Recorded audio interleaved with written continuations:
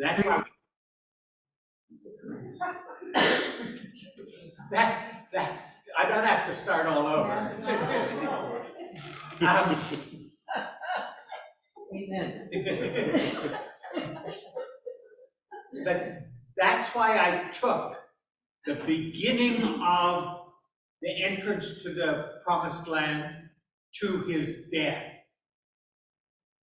and saw that, and then the theme that I was trying to develop through that was integrity and completeness and total consistency in his faith, even though all the things he had gone through. I think of that from the time he was the young man on the 12 men went to spy on Canaan thing. And he believed with all his heart, but 10 others had a choice and a vote likewise. He couldn't control their votes, but he couldn't control their opinions. But he remained strong, and he did. From that early introduction that we have of him to his death, when he calls everyone together, he first of all talks to the 2.5 tribes because he's letting them go back home to the other side. Read back through that again yesterday, and hadn't struck me in all the other times that I've read it, is that the fighting men from Gad and Reuben and the half-tribe of Manasseh led the crossing in full military armor when they crossed the Jordan. That emphasis that Joshua had, that they were part of the team.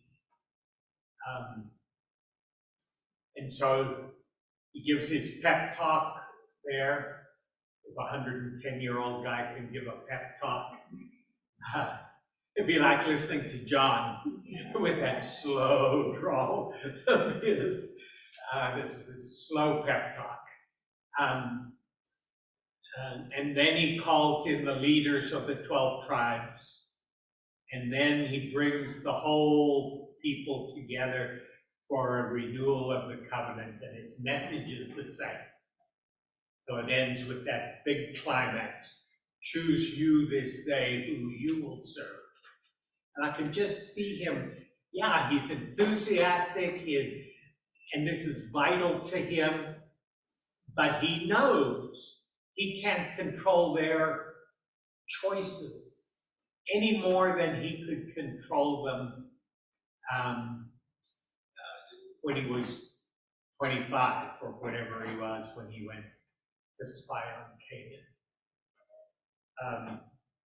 And so the challenge matched with the personal commitment that as for me and my house, we will serve the Lord. I'm one of those guys who likes to be in control. I know through the years you've never noticed that, but it's rough when you realize you can't control people. You can try to motivate them, you can try to encourage them, you can try to educate them, you can try to be an example to them, but you can't control them.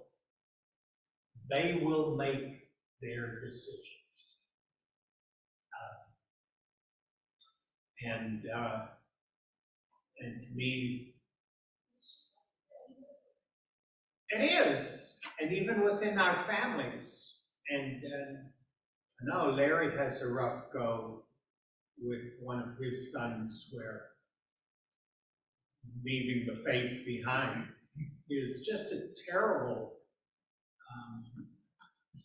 but you can't believe for people, you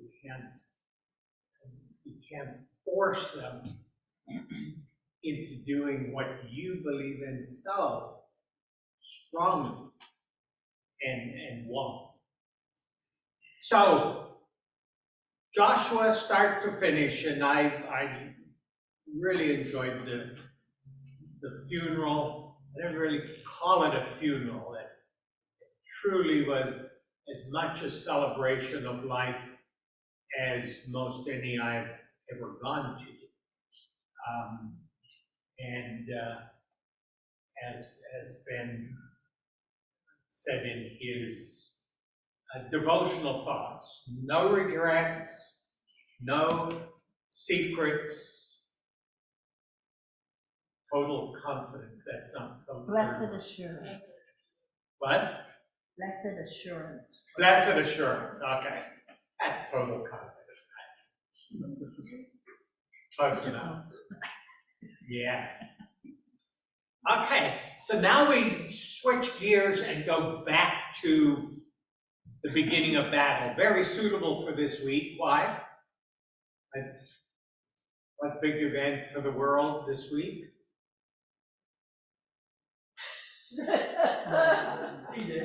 Uncle Bean Day. In our family, it's Uncle Bean Day. D-Day. Yes. So, where the Allied troops by the millions heading back into Europe, setting up a beachhead and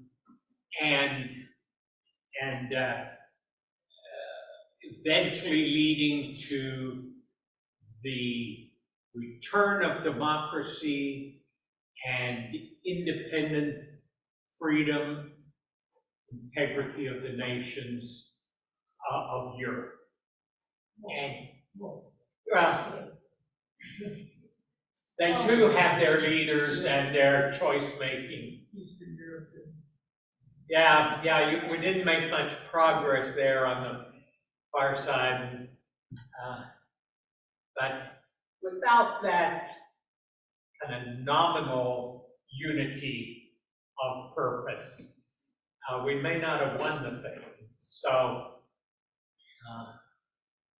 yeah, there was a movie on the other day. That movie called I Can Countdown the D-Day. No, that wasn't the one, but I thought this year there's very little related to the war.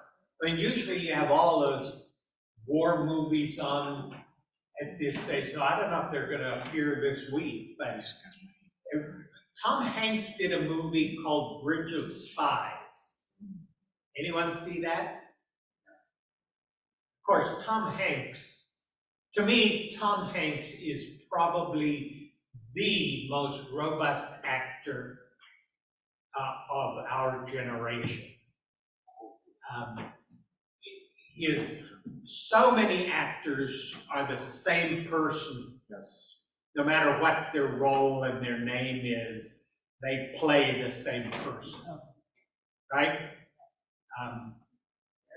You got Mail, Tom Hanks, and Meg Ryan. Meg Ryan is Meg Ryan no matter where anything she's ever acted in, as are some of the high-powered action film people of really popular movies. But Tom Hanks has such a broad range of skills and abilities. I think he will go down as probably one of the best actors of this generation. But he's a lawyer actually doing was it property? And he gets roped into, because Americans find this, capture this spy right at the end of the war. I mean, after the war.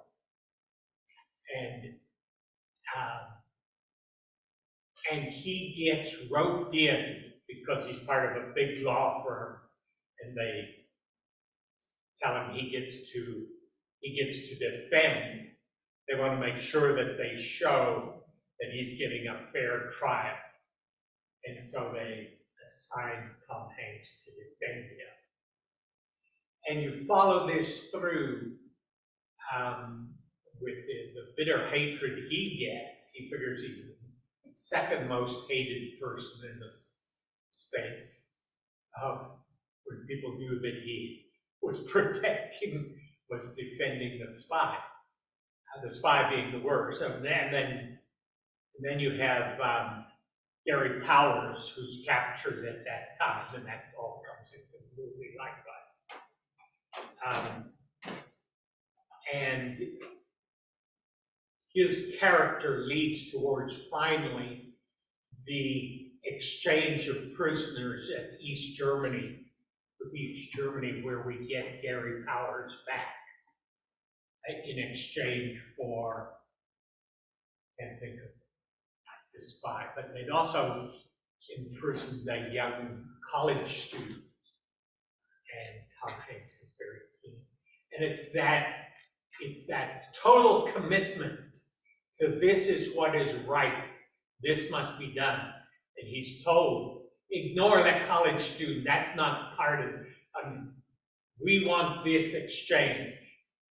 It's all complicated by whether East Germany is really a country or not, or they're just puppets of the communists. So if you have a chance, it's not Top Gun, Maverick. There's another one that's the same character no matter what movie you put him in. But you follow this integrity that is so part of the need in leadership. He actually, the real character that he plays, and he is playing a real person, ends up, John Kennedy later chooses him to go negotiate for Bay of Pigs captives. And I think at the end of the show, they was telling you on those true stories, telling you a little bit about it. And I think then in his lifetime, he accounts for winning freedom for about 13,000, negotiating 13,000 releases, most of those being Bay of Pigs. Okay, sorry for another trend. But tied in, folks, tied in. Men of integrity who provide leadership based on what is right. And this is Joshua. Now, we looked a little bit at the beginning, right? What I called first things first, and then we did last week, last things, first things last, that it's all the same all the way through for him. Now it's roller coaster. If Joshua, we all know the story of Jericho, right? You've read that through. This starts wonderfully. They don't even have to pull the sword out of the sheath, and they're winning the battles. And this is wonderful. This is marvelous. They go fulfill their promises. And Dorcas is not Dorcas. Sorry? Rahab. We used to sing a little chorus about these, right? That include Rahab had a needle, isn't it? When you're the musician, you didn't see the one? Must have been a South African one. Oh. Yeah. David had a sling, Rahab had a needle. What did Jordan? Anyway, okay. So she's had to put all her friends and relatives into her house as the battle starts. And one of the things I love, again, is integrity. They had promised to a prostitute in their attempts to spy out the land and see what they needed to do, and they felt bound by giving their word. And of great to watch. And in today's lesson, we end up with a very controversial piece of that integrity puzzle. That's going to come on here in a few minutes. There are two events that kind of shake things up, and Joshua, if you want all the positives of life, that to me is Joshua. You have these two little things that shake him a bit at the beginning, D-Day. The walls of Jericho have fallen, and now there's this little town a little ways off, and they send their spies to say, oh, what do we need to do here? What is this? Anyone know? What's the answer? So what's the military report back to Joshua? No. Do it. You don't even need many people. Leave the guys to get a little rest. After all, they've marched around the city 7 times. And then, 3,000 guys, we can go take this city. Not a problem, not a problem. And so they've got on their high horse a bit here now. But also, I always see this roller coastering of faith. So they may be on a peak of faith, like when you used to go see Billy Graham, and you come out of that just all enthused. Yeah. Wrong crowd to talk about Billy Graham, is it? Simon went to the state fair, Billy Graham. When I was in South Africa, there was no TV in South Africa until after I finished high school. And what we often did as church folks, one of the things is have these big fellowship evenings, and they put the old 16mm films on of Billy Graham crusades or of the science ones from Moody Bible Institute. Moody Bible Institute had some great faith-based science movies. So we got a good note George Beverly shaved. If I could ever get them, those of you that remember back that far, you can never get a 16mm projector to actually work, to keep the loop so it's not, the picture's not jumping and the sound is coordinated with the video. But you feel inspired. You've gone to youth camp, maybe that's more closer to home, and you're on the high. Things are going well. And I think that's what we've got with the Israelites after Jericho. And what happens at, what's the town? However one wants to pronounce A or I or, yeah. And the result of the battle is? Why did that occur? And Achan took some of the devoted things. Right. Absolutely. So that's what we're focusing on. What? They get trounced. And when you're talking military battles, trouncing means you lost a lot of men. And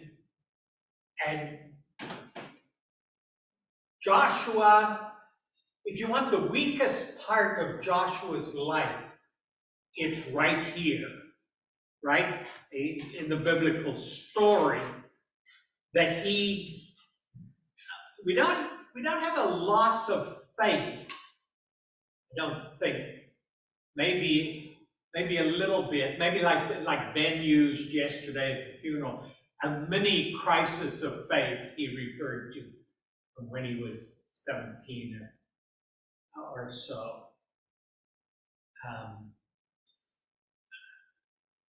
So we're in chapter 4, by the way, if you're trailing along here with me. And you start to hear Joshua is prostrate before the Ark of the Covenant, which was the symbol of God's presence, and the priests are there. They can't work this out. And you get a couple little hints.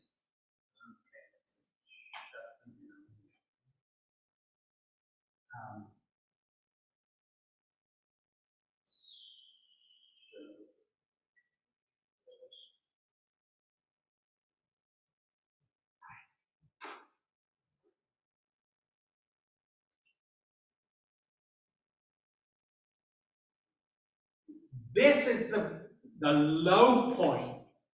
The high point in Joshua chapter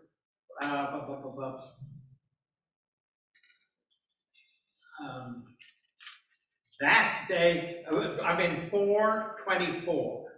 That day the Lord exalted Joshua in the sight of all Israel, and they stood in awe of him all the days of his life, just as they had stood in awe of Moses. They honored him as what a great thing to be said about him.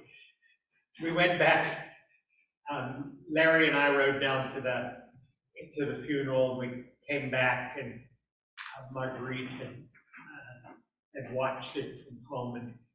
And one of Larry's first comments when he came in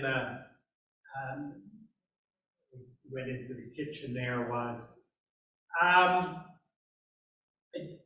think there were a lot of things there you won't be hearing at my funeral, he said.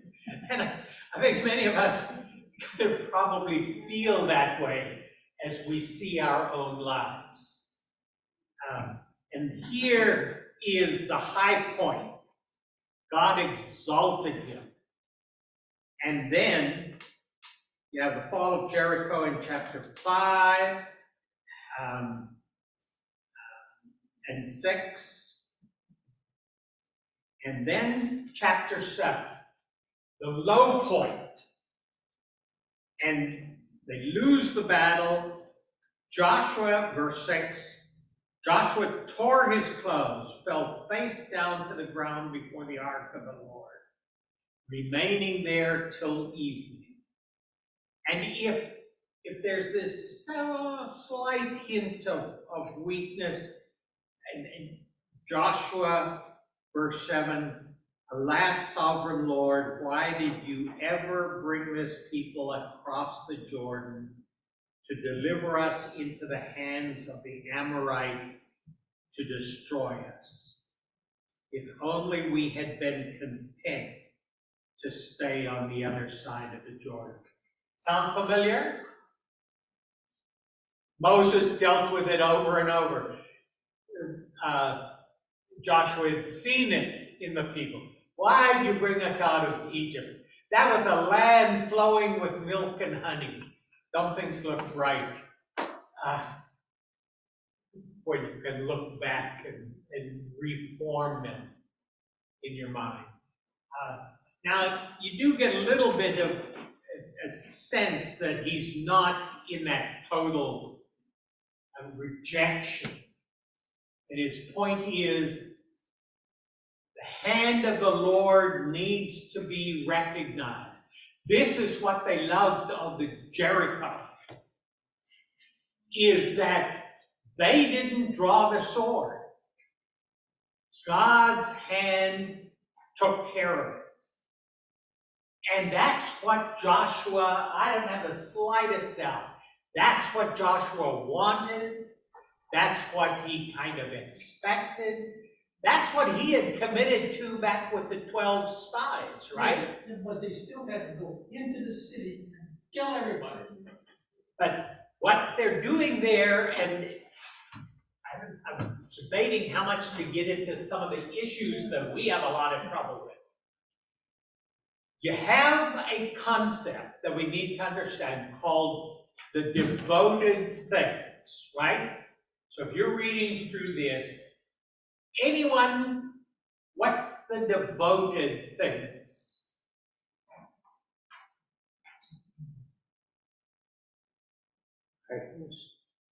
I'm sorry? But it's idols they took from the plunder. Devoted things was a total destruction for God. And we wrestle a little bit with this, or at least I do. I don't like this kind of concept. But it is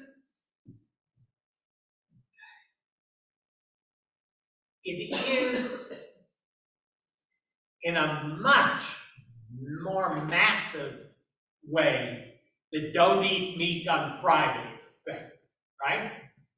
Or the whole Lenten thing.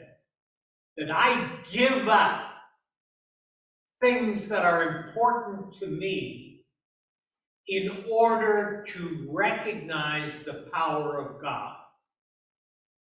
And I don't eat things, but with the knowledge that God is going to re-provide. That He's not abandoning me for this. This is not that I'm starving because there's never any food around. This is a deliberate part as a part of devotion to God. That which I need for life and limb, I set aside for these days, or even meat on Fridays, right? Where we shrunk it down to getting a fish burger at McDonald's instead of a Big Mac. But the thought is the same. The devoted things meant this city is devoted to God. It is not for our benefit. It is not because we need to loot it. And looting was a primary part of warfare in this day. You got the enemies, well, you've killed the enemies, you got his clothes, probably his land, maybe his wife, certainly the wealth off his camels. We have a lot of these descriptions through this time, even. It was part of warfare. But the devoted things is you destroy every living thing. Men, women, children, dogs, cats, all the cattle, everything that has life is killed in a devotion to God. The only thing that was kept was, Well, Rahab didn't. well, yes. Yeah, Rahab had been promised, and that promise was kept. But something you couldn't destroy, really. Gold and silver doesn't melt too well when you're burning the city, right? And so all of that wealth goes into the priestly coffers. It's not for personal gain, but these are the things that ultimately, when you're building a temple and so on. And so hard wealth that cannot be destroyed as a devotion to God. Okay? And the people knew exactly what the rules were. And you and I may not have liked to be a soldier in that kind of a system and that kind of an operation. but the city was to be devoted to God. And in fact, it even later gets a curse upon anyone who would try to rebuild the city. That's how much of it devoted to God this is. And so when they get defeated at whichever, whatever, they can't understand this. Joshua's prostrate before the Lord and says, what's happening? You've just shown yourself. You've scared the daylights out of every king west of the Jordan. And now we get defeated by this little hamlet that's barely a walled city. And they learn what the issue is. And it is what? One person took some of the devoted things. That there was one guy who thought personal profit. Joshua learns that here's where the issue is. The devotion to God in this operation became a self-seeking enrichment. And so you begin a long process of flipping coins here. I don't know what, casting lots was a very established way of not only learning God's will, but working out the truths. So then they start the process. Next morning, all the people, I can't imagine that every person of every tribe was in this. Maybe a team of representatives from each tribe. And they had to march by Joshua, I assume, maybe the priests, maybe the Ark of the Covenant, and lots are cast. Can you imagine that? You and your tribe walking across the stage, and they clear your tribe. No, not these guys. Boy, that sigh of relief, right? That this isn't the issue. And so they go through 11 tribes.